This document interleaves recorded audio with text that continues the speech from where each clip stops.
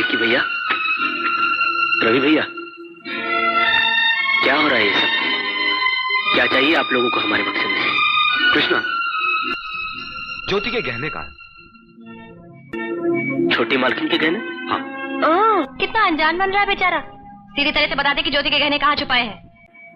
कहीं बेचकर तो नहीं चला है? विक्की भैया, आप लोगों को हम पर ऐसा घटिया इल्जाम लगाते हुए शर्म आनी चाहिए। अरे अरे, क्या हम अपने ही घर में चोरी करेंगे? हाँ, छोटी मालकिन, क्या हम चोर दिखाई देते हैं? हाँ, क्या चोरी जैसा नीच और घटिया काम हम कभी कर सकते हैं? तो फिर गहने कहाँ गए हैं?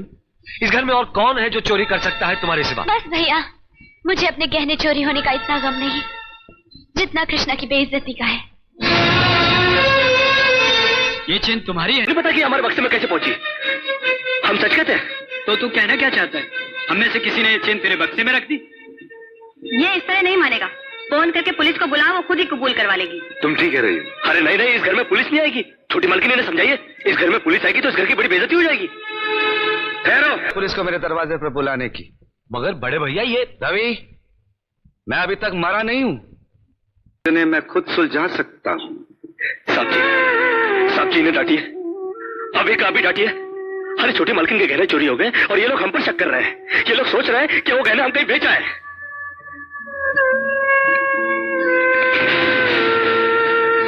बाकी के रुपए कहाँ है कृष्णा? क्या क्या पूछा आपने साहब जी? मैं पूछ रहा हूँ कि बाकी के रुपए कहाँ है? ये आप पूछ रहे हैं साहब जी अपने कृष्णा से? देखो कृष्णा, गलती हर इंसान से होती है। तुम मुझे सही सही बता दो कि गहने तुमने कहाँ बेचे, मैं तुम्हें कुछ नहीं कहूंगा। अब कहने के लिए बाकी क्या है साहब जी? एक छोटा सा सवाल पूछ के आपने बहुत कुछ कह दिया है साहब जी। कृष्णा, बात को आगे मत बढ़ाओ। बात आगे बढ़ चुकी है साहब जी, बात आगे बढ़ चुकी है। अब तो आप पुलिस को ही बुलाइए। वो जब हमें कुत्ते की तरह मार मार के हमसे पूछेगी ना, अब तो हम तभी बताएंगे कि हम गहने कहाँ बेच कर आए साहब जी। मत कहो मुझे साहब जी।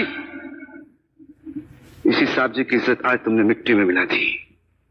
क्या कुछ नहीं किया था मैंने तुम्हारे लिए, उसका मुझे तुमने ये बतला दिया। अरे हट जाओ ज्योति।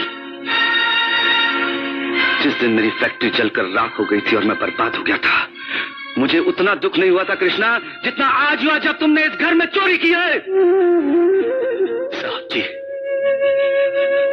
बचपन में जब हमारे माँ बाप मर गए थे ना और हम अनाथ हो गए थे ना, तब भी हमें इतना दुख नहीं हुआ था जितना दुख हमें आज हुआ है जब आपने हमें चोर कहा साहब जी। आपने हमें चोर कैसे कहा साहब जी?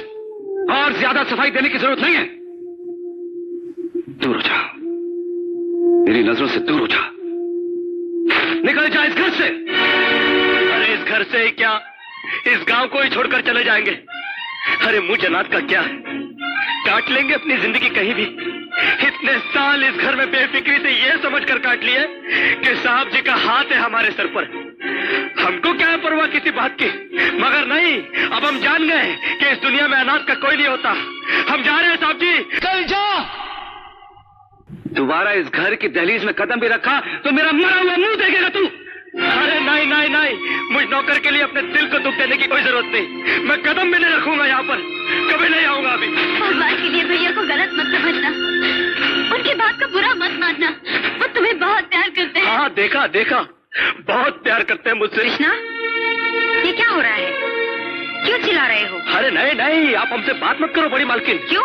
अरे हम छोटी मालकिन के सारे गहने चुरा के खा चुके हैं। ये क्या बकवास कर रहे हो? अरे नहीं, हम सच बोल रहे हैं, हम सच बोल रहे हैं। हम चोर है चोर। और आप भी हमसे बात क्या कर रही हो? आप हमको मारो, मारो हमको। कृष्णा, बड़ी मालकिन, जब विक्की भैया ने हमको चाटा मारा ना, हमको बुरा नहीं लगा। अरे नैना भाभी ने हमको कुत्ता बोला, कुत्ता, हम वो भी सह गए। मगर आज साहब जी ने जब हमको चाटा मारा तो हमें यहाँ नहीं, यहाँ लगा, यहाँ। उन्होंने तुम्हें चाटा मारा? हाँ, और सिर्फ चाटा ही नहीं मारा, घर छोड़कर जाने के लिए कहा है। और हम भी यहाँ रहेंगे नहीं, हम जा रहे हैं। और आप भी सुन लो बड़ी मालकिन, अगर भूले भटके हमने आपके दिल को ठेस पहुंचाई हो ना, तो हमको माफ कर देना।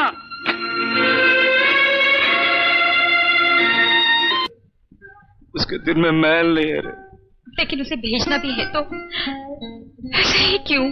दूसरा तरीका उसकी समझ में नहीं आएगा जानकी, और वो हमारा दामन छोड़ के कभी नहीं जाता। साहब जी, जिन हाथों से मारा है उन हाथों से आशीर्वाद तो दे दो।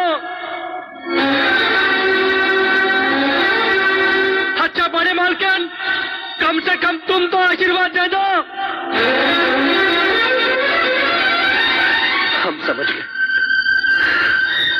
हम समझ गए कि इस घर से हमारा दाना पानी उठ चुका। अरे बड़ी सीधी सी बात है साहब जी, मगर कृष्णा के समझ में आ जाई है कि गरीब की किस्मत उस पर कुछ दिनों के लिए मेहरबान तो हो सकती है, मगर हमेशा के लिए संवर नहीं सकती।